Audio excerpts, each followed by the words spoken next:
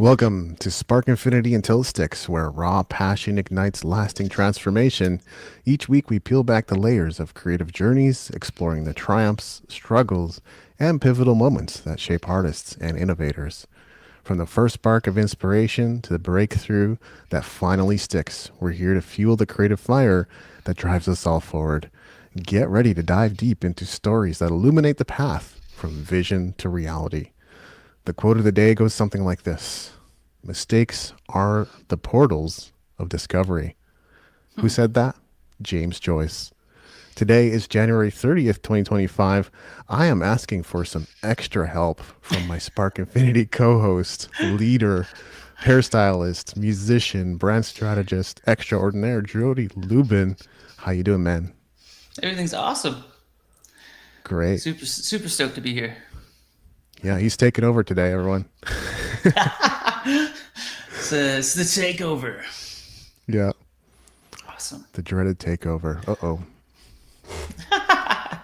Yeah, so today we have an amazing did I cut it on you? You're good. We're good to go, David. Good to go. Yeah. Awesome. Yeah, no, we have an amazing guest today, and I've wanted to do this with him for the longest time, since first sitting in his studio here on Vancouver Island. Our guest is an artist, entrepreneur. Man, so many things. He's a father, a husband, not a wife yet. Sometimes he's a wife. And our guest today is Donovan Rose. Let's give a round for Donovan. Woo! Hey guys. Thanks so much for being here, Donnie. Thanks for Hey, having me. Donovan. Awesome. So today we're going to talk about discovery and distraction, and what it really takes to be an artist in today's life and community of Vancouver Island, let alone the world. So, do you have anything to stay off the bat there, Donnie? I'm happy to be here. Thanks for having me, and thanks for the kind words. Sweet. You're welcome. So we're going to get right to it. So I put together a little something for this just to keep it fluid. And a lot of it's going to come from Donovan and I have a long history of knowing each other. So we don't want to get that in the way. And our first question for Donnie is on his artistic journey. And then it's like, it's something as an artist, right? Like, how did we first get into art is one of the questions. And then to follow it up is, were there any pivotal moments or mentors that shaped your path? So you want me to repeat the first question? Please. Okay. So how did you first get into art? It's an interesting question. I don't think that there was ever a point of getting into it. I think it was just there. It's always been there. It was like never a question of something to do. I think I grew up in a very artistic family, the youngest of 6 kids, and my mom being fairly artistic. I remember at a very young age her showing me how to draw birds, and then being really obsessed with drawing eagles specifically in like grade school. That's cool, man. I never knew that. I never knew that about your mom. Like I was like, that's rad. I guess that's where it comes from. That's really cool because you got a pretty artistic family. Very. Yeah. It's really cool. Oh, that I didn't even know this. So this is why I was so stoked to do this with you. Is like, I love your mom and she's super rad. So it's great to we've had such a great connection over the years, and to see your sister, doing art, and your brother, and it's just like so crazy to see how many people in your family are very artistic that way. So it's really, really neat. Yeah, it's definitely a gift. Cool. It's a gift to be surrounded in that way.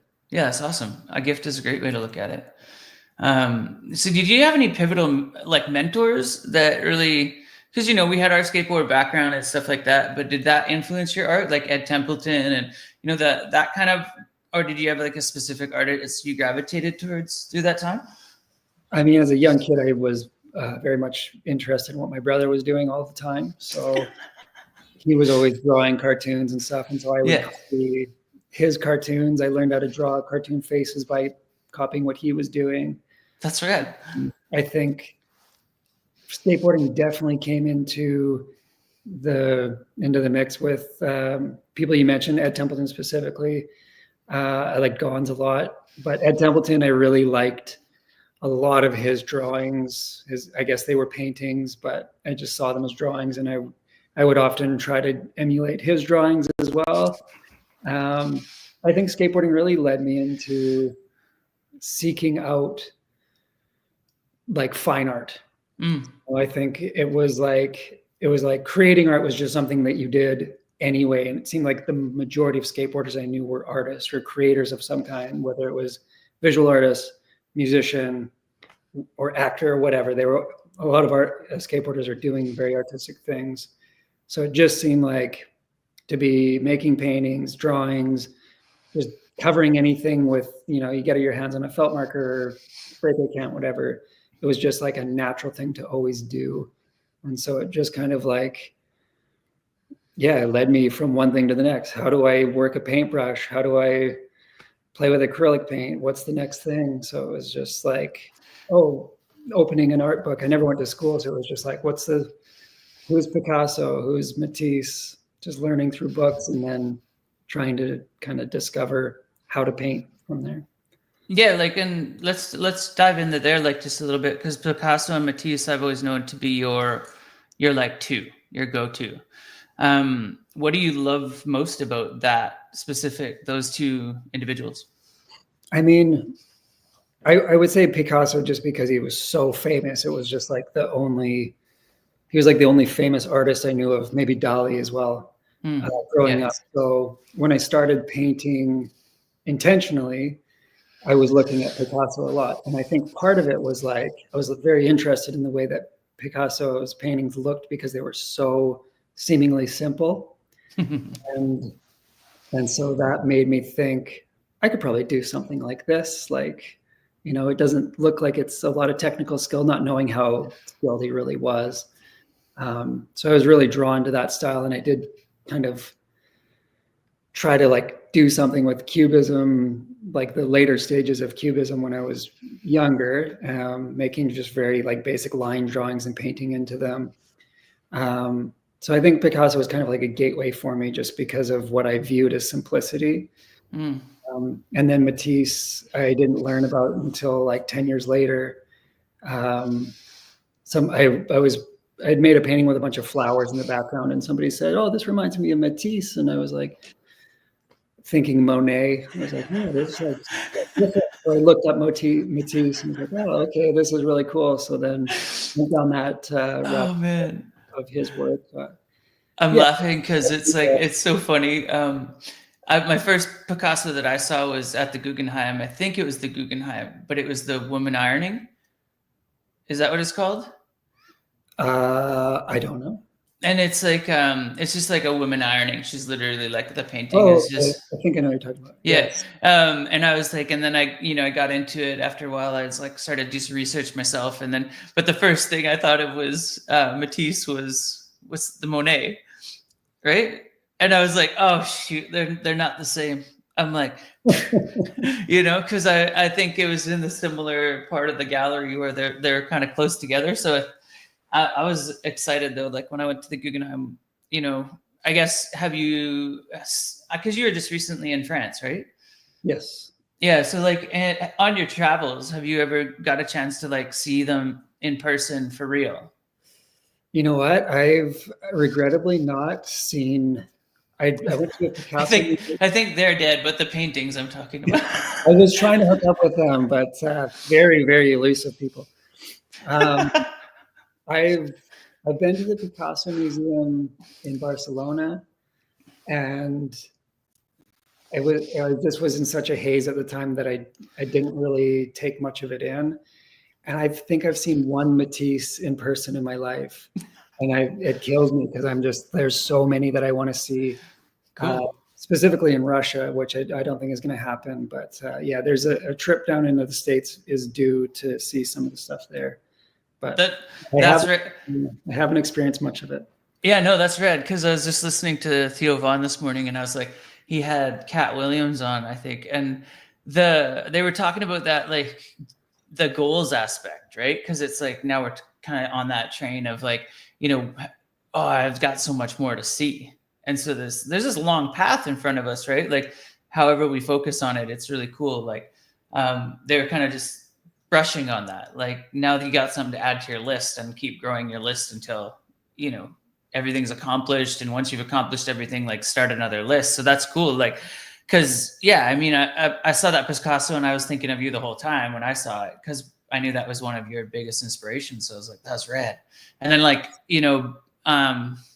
like Basquiat, saw my first Basquiat in New York as well. And I was like, that was really cool. So it's just neat to see, like, your like those things in person, like a Warhol, or seeing, and the different exhibits and how they're presented as well. Because I know I've been to some of your shows too from the very beginning, which was really rad. Seeing you grow into, like, the fine art aspect as well, has been really rad, because you're and I like the word rad, you can tell already. But, like, to see you grow there is so amazing, because I know the beginnings, like, when you're on, what was the island you were on for a bit, like, by yourself? I lived on Quadra Island for a year. Yeah. So that to me was, like, when you started to discover fine art. Would that be a good statement, or, like, true or false kind of thing? Well, more or less, I lived in Vancouver and then was painting there, moved to Montreal. This is like 2010. Oh yeah, that was rad too. And when I moved to Montreal is when I really started picking up books and focusing on what I was doing, thinking more intentionally about what I was doing. And then a couple of years passed, and I worked a couple different jobs, and then made a very definite choice to move to Vancouver Island, find somewhere to live, and just try to focus on painting and see where it would take me. So that's right. In a few tough years. Yeah. I was like, I remember you just telling me about him. I never got to visit you, unfortunately, while you were there. But I was like, it sucked, because I remember people coming out. A strange time. I didn't have any furniture. That's not the worst thing. I mean, when we first moved here 4 years ago, we had, like, a couch and a bed on the floor. So that was more than I had. Yeah, exactly. Right. So, but yeah, it's those brief history of, I guess, like, learning your way. And now you're like I said, like, you're a father and a husband, and that's a whole nother realm to navigate as an artist. How are you navigating that? With in between the hours. It's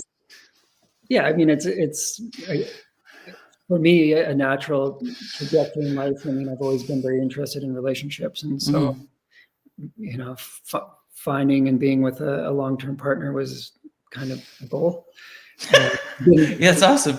I'm glad you found who you found. It's great to see you guys thriving. Thanks, man. Are you peeps? Yeah, I actually never. I think that the fear of being a parent outweighed the reality of it for me for a very long time. Hence, being 40 now and having a 2-year-old. But yeah, as soon as we found out we were pregnant, there was the fear of it was absolutely dissipated, and it was just like excitement, and it's been excitement ever since. So it's an absolute shift in your reality. Nothing is the same. Your goals remain somewhat the same, but you have to just aim at them in between the hours. Both my wife and I work from home, and we don't have childcare, so we just kind of go and shift work, and we split our days between hanging out with the kid and working in our studios. Yeah, it's funny because we were just saying that, like, we're all kind of in our studios right now, which is rad to see your art behind you.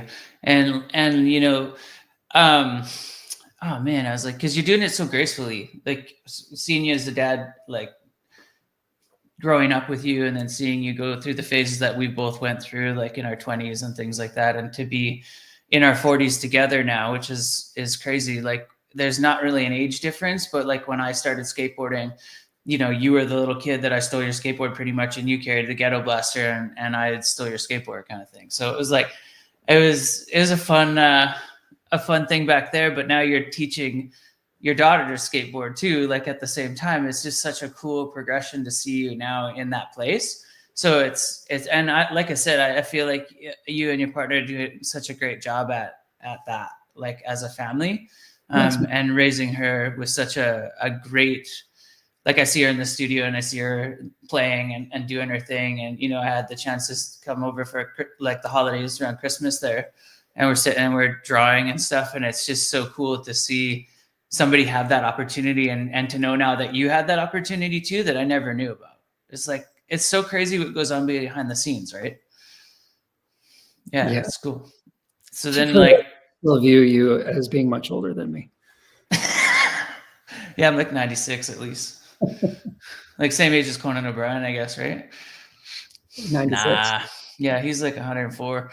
But anyway, the you know, like that's you know, staying on the art side of things, it makes me think too, because I've been to your place as a, you know, I've been growing over the years, and it was one of the reasons why we, you know, not only because I had the chance to actually get to know the island when I first met my partner here, almost 20 years ago, and then we did our thing, and then, you know, coming to visit you and being in their art phases, learning about the island and learning about Duncan and how I ended up here. I didn't ever expect that this would be where I live, and I don't, you know, I saw that it might be a possibility. But you made some.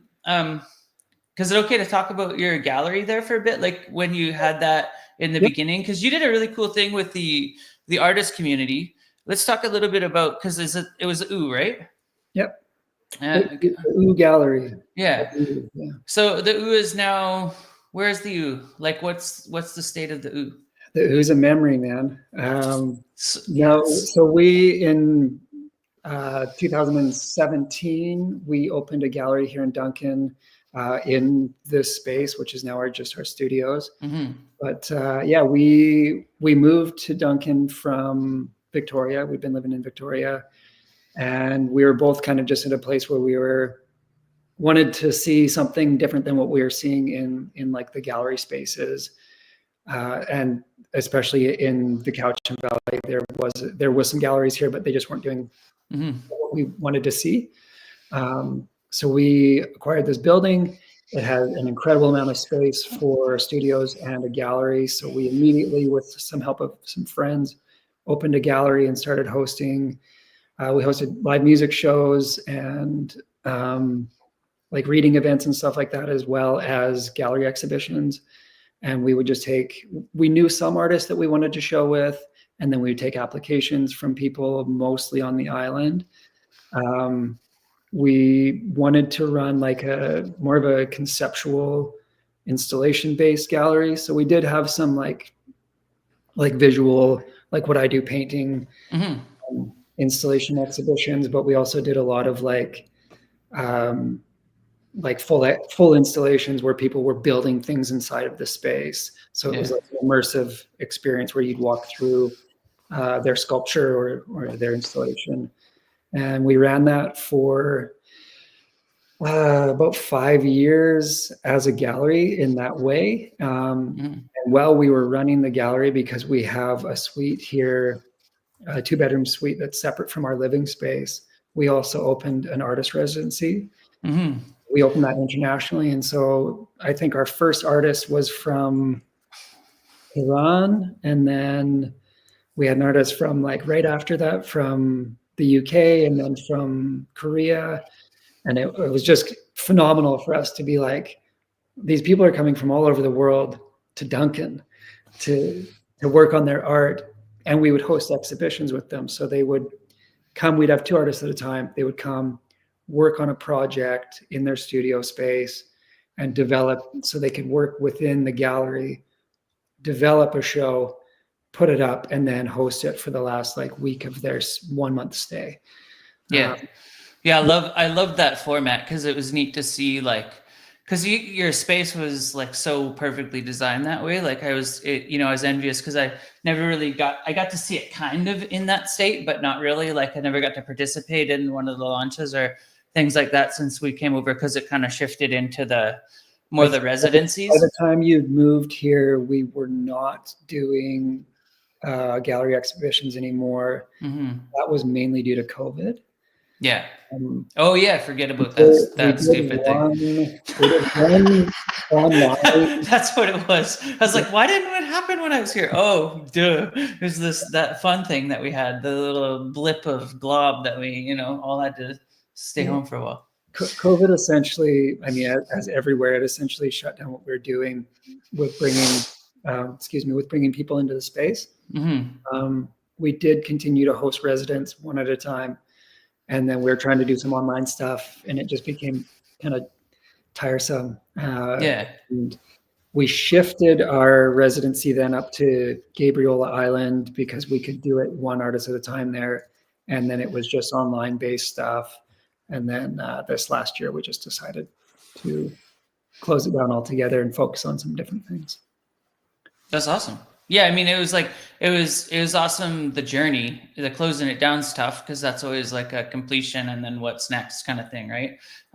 We could pivot there, I guess, as well. Like, do you have any thoughts of what's next that way? Like, because I know you were doing, and I don't know if it's a thorn, but I'm like, Pelago? Did I say it right? Pelago, yeah. Pelago? I say it wrong all the time. But it's like, is it okay to talk about Pelago a little bit?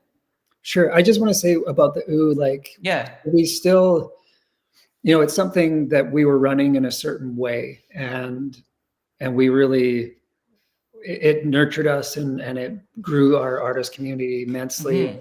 Mm-hmm. And, both of us are extremely grateful for all of the artists that came and attended. And it is something that we still have in a capacity to grow in a different way. Mm-hmm. And we just kind of felt like it was something that lived one life. And now, as we focus on this new part of our life, it's in hibernation. And I'm not going to say it's gone and done for good. Excuse me 1 second. But it's something that we kind of talk about different ways of, you do something and you're like, this looked great and it was fun, but you want it to be different. And I think we're just kind of in the process now of like letting it simmer, and maybe it'll reignite in a new way, hopefully in the next few years. Yeah, David, I got a question for you. Sure. Yeah, a couple things. The first one's a comment, and you're welcome to comment on the comment and make this super meta. But like, I feel like I could potentially be staring into the mirror of someone I could have or maybe would have become if I had stuck more with the visual arts. That's definitely in my background. That's where I got started. I almost came with a paintbrush out of the womb, and if Mr. Dress Up came on and it was doing arts and crafts, I was there. Like, that was my thing. That was my jam. And nice. I jammed on it hard for quite a while. I think my focus shifted a little bit in my mid-teens, and that's when I became more fascinated with music. But it's really cool to see. It's not, I don't think it's an easy thing necessarily, right? Like, I've heard of people who paint one painting a year, sell it for a lot of money, and they're able to kind of sustain that. But there's, as far as like the income side of it, and that's not everything, but like that can be a tough thing to pursue. But many of us are artists. I guess we do it because we love to do it, right? Absolutely. Yeah, absolutely. Yeah, it's like go ahead, David. I know if you had something to add to that, go ahead. Because no. Ask a question. That's great. Okay, yeah. So keep it going. The first painting I saw on your website is very striking. Descanso, is that what it is? Descanso, yeah. Yeah. So I could be totally picking up something that's off. So what better way than to ask the artist who made it? It almost looks to me like it's a Truman Show moment. Like he's coming to the edge of something, a boundary or something. Is that intentional? I can't say that. I think I like symbolism, and I think that I create work that has the potential for symbolism without saying, "Here's the symbol." And so I was exploring. I was exploring a number of ways of kind of painting or projecting the subject from behind, and in a way of not being face on, with a portrait or whatever, you're face on with the subject matter, and so then you're contemplating what they're thinking looking at you. And so I was exploring these subjects, these figures that were facing away from the viewer, in that it gave the viewer more of like a voyeuristic sense to view them. And yeah, that's awesome. for us to view the painting and the subject and spend a little bit like a little bit more of a introverted experience together. But I like that these images facing away leave you with this thought of, where are they going? Because when a figure is facing you, it often feels like they're coming toward you. And so, when you walk down the street, there's people coming toward you and going away from you, and you often find yourself walking behind somebody for a period of blocks or whatever if you're in a city. There's just so many interesting avenues you can take with this, like behind views. So I like that thought. I appreciate it. And I'm not going to say that was my intention. Yeah, no, I'm like, to grow on that. Like, this is what I love about art. It's so interpretive. Like, it's each person sees something different. Like, I never saw that before, but talking about it and then being able to understand more about something from behind as the front. I love the description you provided, because it gives me a different perspective, like, of what I see. One of the paintings that's popping into my head is the first time I saw, was it at Crossing the Delaware? Is that like the famous American painting? I think I saw it in New York. It's like way bigger than you think. I need to but no, I'm just thinking, because it was it's from the front, and it is. Yeah, I know that. Yeah. I think it's like the George Washington painting, but it's like that super piece of Americana. But when I saw it in person, I was like, this painting is insane. And it was like, it told such a different story, me standing in front of it, and the way that it was captured as what? Like, I just stood there in awe, because I didn't think of it that way before. Like, it's hard to like, we're because of where we are, we can share images online and get to look at all this stuff. It's great. It's a really fantastic way of getting your art in front of other people. But it doesn't substitute how important it is to stand in front of a real painting. Another thing about painting for me was like, with the Picasso thing, I remember thinking like, oh, I wish I could have this painting on my wall. I can't. What if I can make it? And I didn't go about copying Picasso, but it was just like, oh, I can make paintings that can exist in a space with me. And yeah, I think just, you can look at things. Everything is just so different when it's in scale in front of you. And like, it's like that kind of feeling has drawn me to make bigger images, make bigger paintings, so that the presence of it is just more encompassing. There's beauty in like seeing the technique of a small painting or sculpture or something. Yeah. And it's accessible because you can put it in your home, or stand up really closely to it and admire all the little marks. But then to stand, I don't know how big that painting you're talking about is, but to stand in front of something of great scale, you become a part of the experience of looking at the painting. David, can you look that up? What's the size of the Crossing the Delaware? Because I think I might be cross-referencing it, because I'm like, I see, when you're in this space like that, you see so much. But I'm pretty sure it was like a 6 foot by 12 foot. Like, it's like a big ass painting. I would imagine it's very big. So I think that's kind of the size, but it's like, yeah, I think it was that, but maybe in my mind it was. Well, I don't completely trust AI, but it says 12 feet tall and 21 feet wide. Wow. I think that's right. That, I think, is very correct. And so that's what I'm standing in front of. So now that you see it in that, it's like human. You know what I mean? Like, you're seeing something in a grandeur state. And you're inspiring me right now, because like we were having that conversation with your partner, when we were out to grab some food, like why I don't like to draw or sketch, because it doesn't give me the feeling. I'm not in it. I'm not like connected to it as much, so I don't want to do it.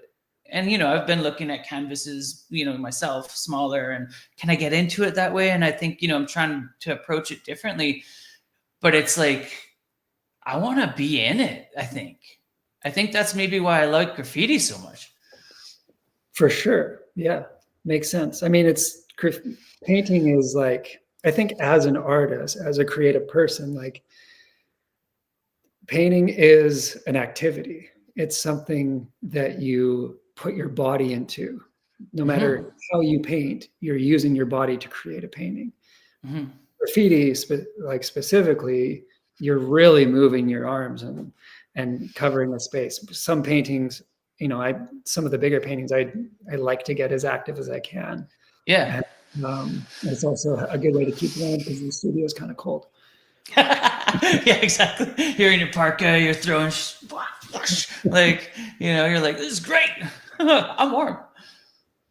Yeah, exactly. I've been there. It's cold. I mean, it's years in here. It's so damn expensive, I know, right? It's just a lot of space to heat. Yeah, man. So like because one of the placeholder questions I had is kind of based around like a specific project or a piece maybe that you've recently had or that you had that has been like a great success story for yourself that has ended up somewhere like that you never thought it would go, or sure. I mean, I'm like scanning my brain like, I spent all last year almost. I did a show at the beginning of the year, which was like a really, really wonderful event to do with one of my galleries, Gallery Merrick in Victoria. Yep. And then right after that show, I got commissioned. Well, I started on a commission right after that show for a gentleman who reached out because of an album cover that I had done for some friends, Blue Moon Marquee, who are based in the Cowichan Valley here. Yeah. And it was a painting I'd done like 10 years ago that they used on one of their album covers. And this guy reached out to me, liked the painting, wanted to buy it. I don't have the painting anymore. So I sent him, I kind of like, I don't have it. Here's my new stuff. And he's like, well, I really like this. And I was like, okay, well, I haven't really. So it's a group of people dancing was the image. And I was very much in the throes of making like this kind of stuff. People in outdoors, lots of blue sky, ocean, stuff like that, like the painting you're talking about. And I wasn't quite in my mind ready to pivot back to interior dancing scenes. But I just told him, you know what, I'll work on some drawings for it, and I'll see if I can get my head back into making this painting. And so I was like, yeah, I think I can do this. And so we agreed on the size of it. And then I just said, I think I'll make a couple of them for you so you can choose one. I don't want you to feel like you're stuck with the one I make kind of thing. Yeah, exactly. And so stuck like anybody be stuck with your painting. You always go, you always do such a great job. So yeah. So we ended up working all last year together, myself and this guy, and he commissioned in the end 10 paintings from me all of a really, really nice scale too. Not terribly big, but for me, like a very comfortable scale of paintings. Oh, that's awesome. And so 6 of them went to Toronto, and then 4 of them went to the Cayman Islands. And so for me right now, I currently have 4 paintings hanging in the Cayman Islands in somebody's house is an absolute gift. It's a treat. Organizing the paintings, getting there was fun. The whole thing was great. I'm really hopeful to do some more work with him. Yeah, that sounds amazing. Really fun, and just totally got my mind like very different. I haven't posted them anywhere because I've been just focusing on the shows and stuff and these other commissions I'm doing. But I need to get them up on my website. I don't have them there. Yeah, I was just thinking how cool, like where to, just to see it in the house and even encompass, like if they could take like almost a picture of where they live, because it's like, is it on the beach? Is it in the, forest? Is it, plains? Like what is it surrounding it? Because I mean, that's the thing I'm thinking about when you say in the Cayman Islands, right? Is like beautiful, like just crazy, the beauty in what's there. As far as I know, I have no idea, never been there, but it's like you see pictures, right? But yeah, man, that's so, congratulations. That's such a major accomplishment. And yeah, it's that fun part too, like packaging it up to send it. And, is it going to make it, or how does this get there? What is it? Is such a cool thing to put us in your shoes of that journey. Cause I know a little bit about that. And David, we had a guest on, that was actually his book he put out recently, made it to the UK. Nice. So it's like, yeah, Renegade. Yeah. So David writes books, and this is like a part of that. And it's an extension of himself, and he's really great at it. And the thing is like, somebody reached out from the UK and wanted to be on the podcast. And it's like, what? Like, I was like, dude, we can't overstep that, because that's such a major accomplishment. That's so much time sometimes goes into it, and you don't even acknowledge that it happened. But yeah, thanks for sharing that. And like, I can't wait to see photos of it, because it's like, I remember, I think you doing some of that commission work, and you maybe sharing a little snippet here and there, but, or me seeing it in passing is just a matter of like, now to know that it has a home, and to know that that's like so rad, dude. I'm pumped for it. How cool is that? Yeah, it was definitely like, you spend a lot of time, I spend a lot of time painting images, and, they have nowhere to go other than to be painted and then into the corner.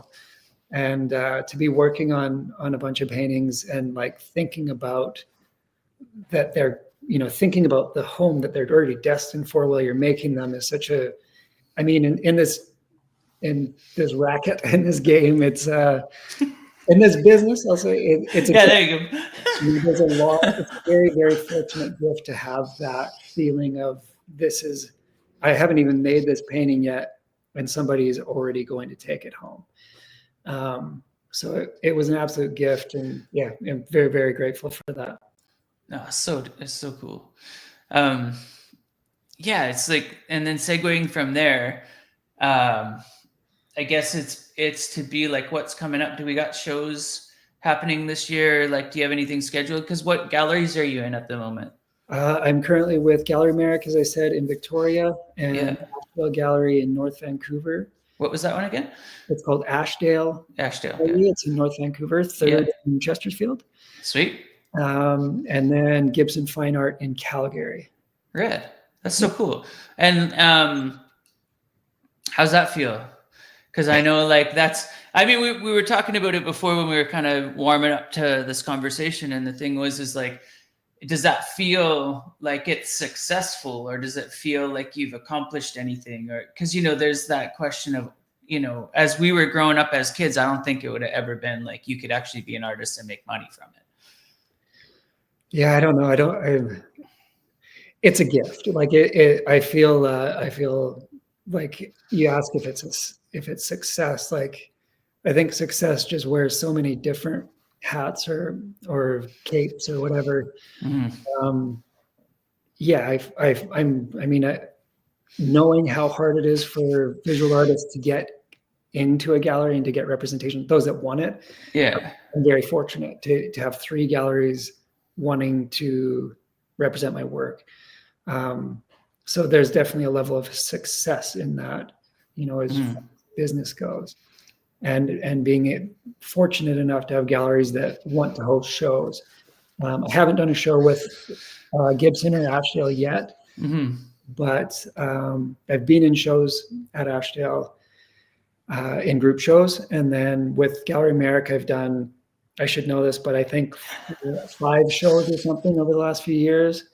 And it's been a really incredible partnership with Joe, who runs the gallery. And we've done, not collaborative on the work, but collaborative on how the shows come out and stuff. And it's really, I feel very fortunate to have those partnerships. No, that's rad. And then, cause like, because the collection that you have behind you right now, is that current, like going out, or is that in the process of kind of coming up, or what's Yeah, happening there? this is for a hotel in Banff. I've got this one. Mm-hmm. That one's going to the hotel in Banff. This is just a rendition of this same painting. Oh, right. If you can Yeah, see I can see it. Yeah, yeah, that's cool. this one's not going anywhere yet. It's going somewhere. I'm looking at it behind me. I can see the canvas is sagging. I'm like, well, that thing needs to be restretched. So, Right there. You're like, great, thanks a lot, canvas. I'm just on the tail end of a commission for a hotel in Banff which just kind of came out of nowhere last year, and then just got the ball rolling on it in like November. So it's 1, 2, 3, 4, 5, 6, 7, 8, 9, 10, 11, 12, 13 paintings. And what's that for again? It's for a hotel. So there's like 2 of them are going to go into the restaurant of the hotel. It's called Hotel Canoe and Suites. It's kind of a funny way their hotel name is. I want to call it Canoe Hotel, but it's Hotel Canoe and Suites.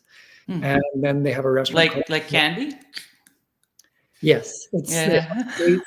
as soon as you walk through the doors, you get some sweets. You sit in a canoe and you just paddle in the lobby, and you're like, they just bring you a dish, and would you like some sweets with that? And like, oh, that's so good. Yeah, so there's some work going into their kitchen into their restaurant, and then some stuff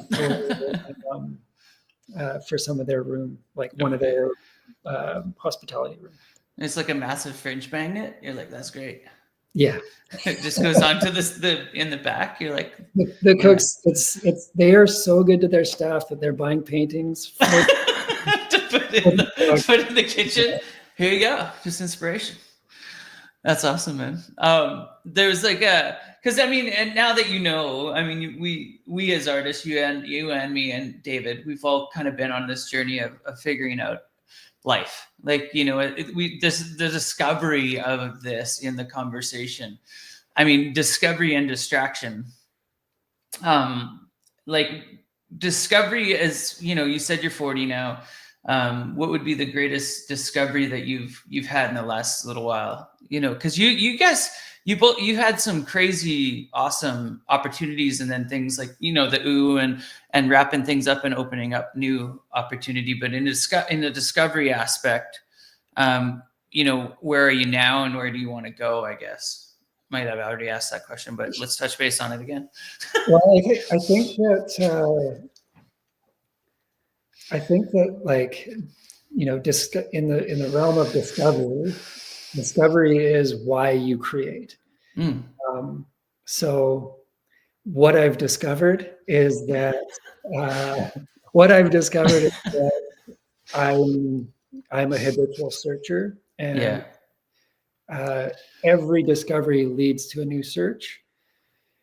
And I mean, it's like I think if you come to a point in creativity where you're not discovering new things, then you need to stop what you're doing and restart.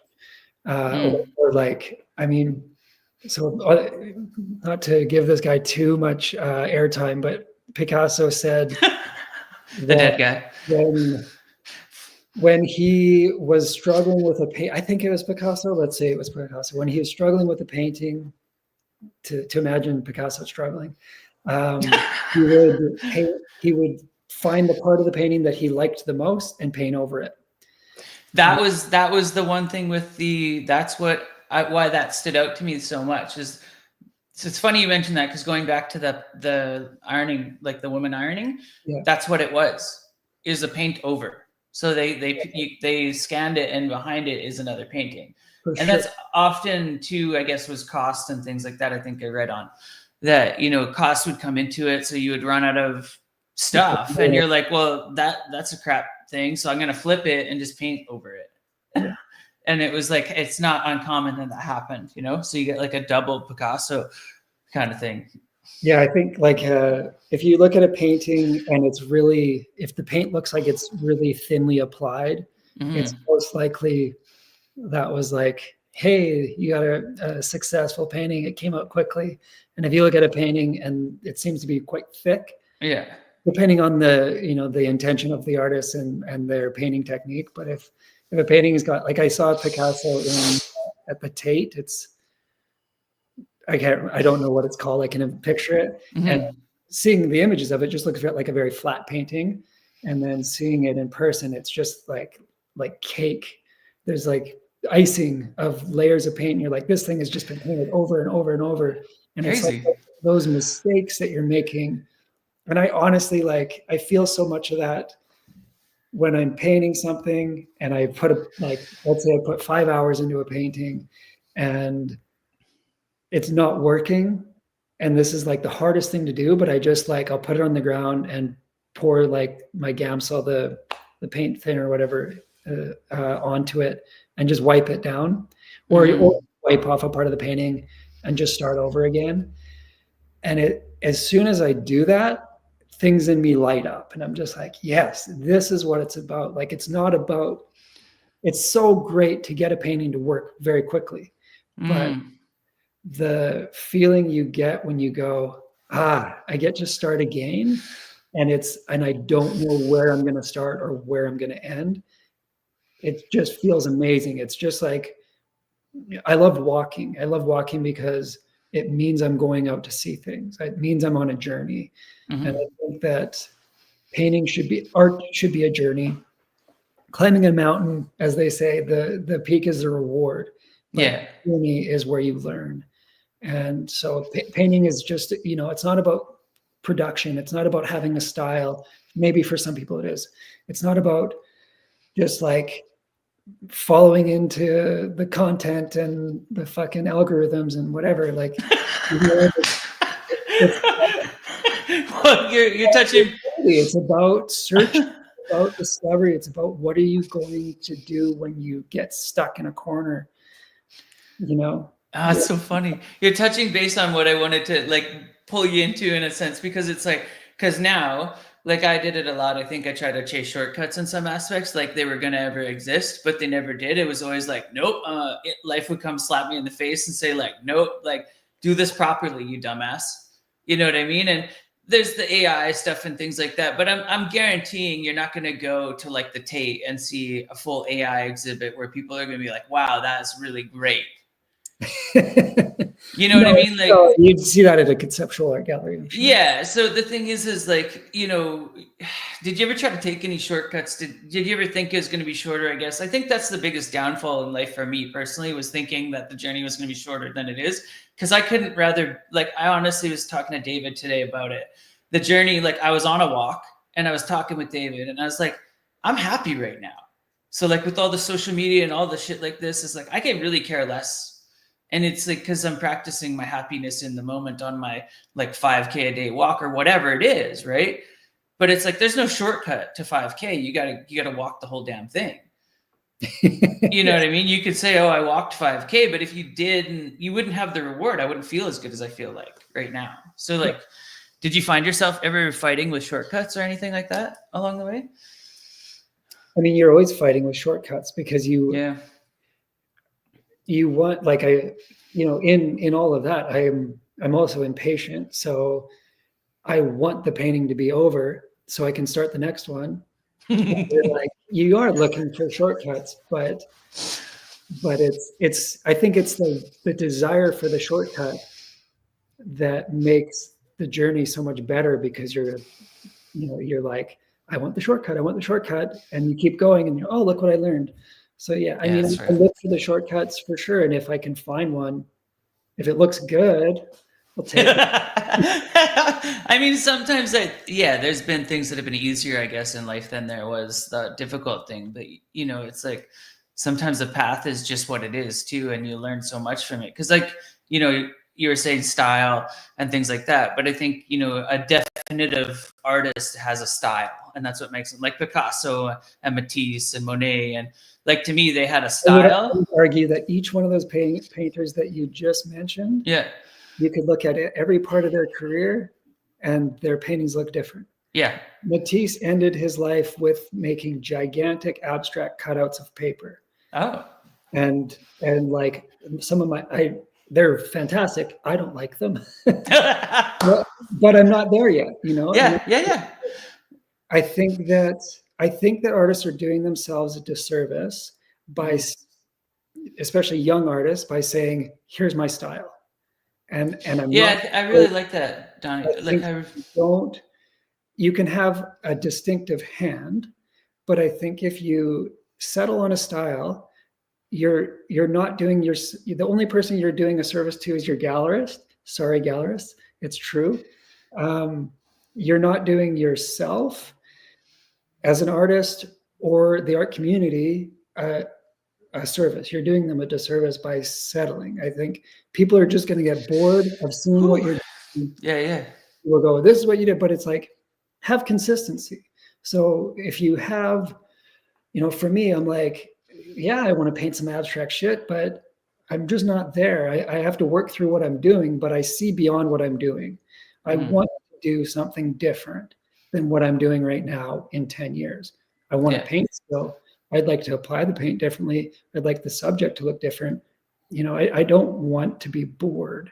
And I think that, it's not like necessarily like style is great, but don't get bored. Yeah, I think, and it's embracing the board, because that was one of the things that I had for us as well, is like,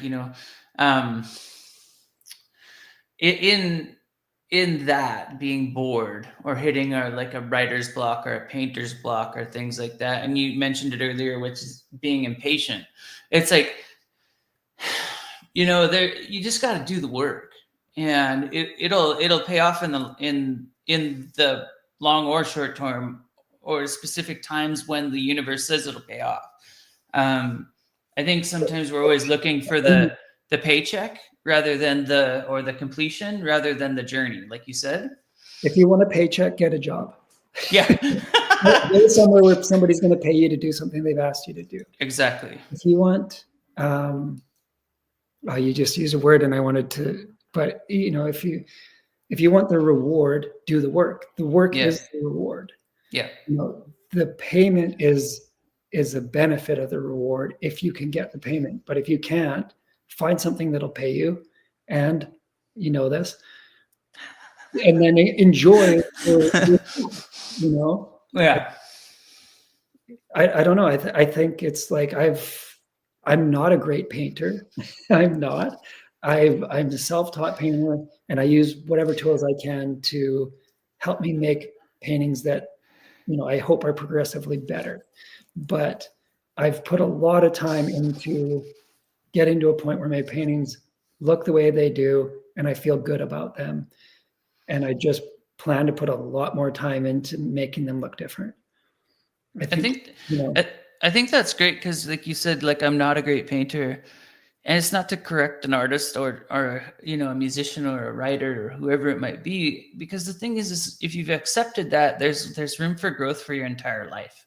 I think it's a beautiful thing, and I'm relating to it right now, because it's like, it's like there's a humility in it where you can continue to grow without the expectation of, like, you can be patient, you can be in the moment with your journey right in front of you, kind of thing, right?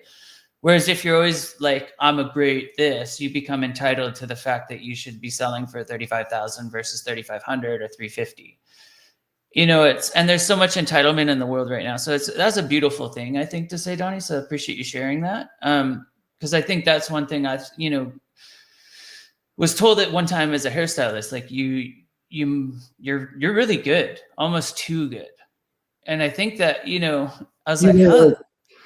I was like, how do I even process that? I was like, what does that even mean? Because then it was like, it kind of messed with me. And it's like, then the ego got in the way a bit, and it was like, oh, I'm good. You know what I mean? And maybe I wrestled with that for the next 10 years, But yeah, being like, I'm not a great artist means that you're open to growing and you're open to learning. So yeah, I really like that. And then, any final thoughts on conversations to take on for the next little while, I guess, and keep on rocking? Or I don't know. I hate that. I hate that. I'm like, why did I end with that? It's like, yeah, I guess like, it's, yeah, super. I don't have any final thoughts because I don't think there are final thoughts are for the end of your life. So. Yeah, that was The that was in man the gave you a mic drop moment, and you still went to final thoughts. Yeah, I know. I'm like freaking idiot. No, that was No. earlier too. I don't blame you at all. Yeah, that's Yeah. awesome. I love it. Yeah, so that's it. Like the reality of it is so great. Like to be here to talk with you. Thanks so much for sharing your journey with us and with the community. Because the reality of it is you're growing, and we're always going to be growing as human beings. And it's super rad to be in discovery and just notice your distractions is what I always been doing. Acknowledge them. It's like when you asked me a question and I said to David, like, do it. Why don't you do X? And I'm like, well, because X requires this. And for me to get there, it's going to take away from my happiness. And right now, when I'm working on happiness, I got to simplify. So simplifying means like, I got this, that, and that's it. And then it's like, once I have those on lock, then I can bring something else in. Because I'm a shit mess when it comes to that. A lot of the time I take on too much and then I don't continue it. And I'm trying to be better. Yeah. Yeah. The distractions are hard when they're tantalizing. They're hard to ignore. Yeah. The thing that you're passionate about will always come back into your focus. Yeah, I think so too. That's great. Sweet. And with that, that's Spark Infinity. David, you got a roundup? Oh, I wish that'd be cool if we had that prepared, huh? Well, this is it. There you go. It's like I'm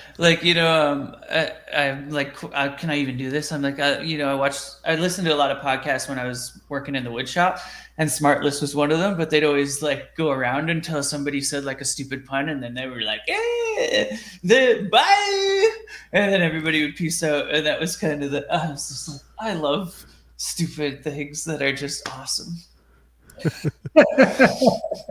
Well, put it on a t-shirt, man. Yeah, exactly. I love stupid things that are just awesome. Bye. Yeah, no, I'll say this, thank Yeah. you, Donovan, for joining us. If you want to come and join us again at really any time, and there's no requirement. I know artists think that way. Oh, I need my next album. I need my next book to come on your show. You don't need anything. You can just come and be you. And that's what we appreciate most. And so thank you for being here. Jody, thanks for co-hosting. It's been fantastic. To everyone out in Spark Infinity Land, trust me, I'll see you before you even know it. But tomorrow, yeah. But today's been great. So thank you so much. We'll see you soon.